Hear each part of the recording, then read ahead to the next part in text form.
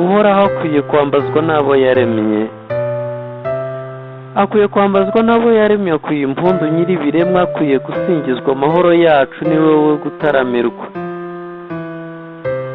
ni nyir'impuhwe ni nyir'imbabazi, atinda kurakara kandi akagira urugwiro, niyo Mana itanga ituze n'umuneza, niwe mukiza akaba n'umurengezi. nguyu watwiremeye akatwitaho, akatugwiriza ibyiza, akaduhunda ubwuzu, akatubera inshyimbo twicumba tugeze ahaga, n'ingabo iturengera ngo tudahamywa mu cyico. uwo rudasumbwa niwe udusubiza agaciro tugasa nawe, iyo twiyambuye inshocera twambitswe na Sekibi, tukambara ubumana twahawe n'Umuremyi waduhanganye urukundo, akadutaka ineza tukazira kubaho duhunikira.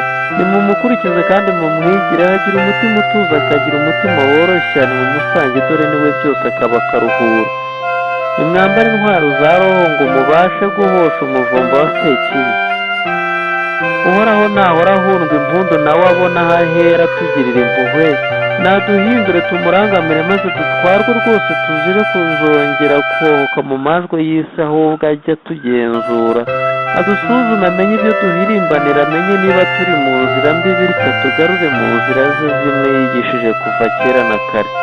nihita yezuba akajijwe kase urukuta rwa ruhage rwa bigoko bya muto w'umuhondo kwa nkoko ya nkwakuzi. isatu ishoka bagasamara ibishika bishika umutware ku mutima, ishikana ku mubiri, imbere yasumbye nyamuco mu kutunza abare bakacibwa mu mico myiza yaciye. nihita yezu sositeme.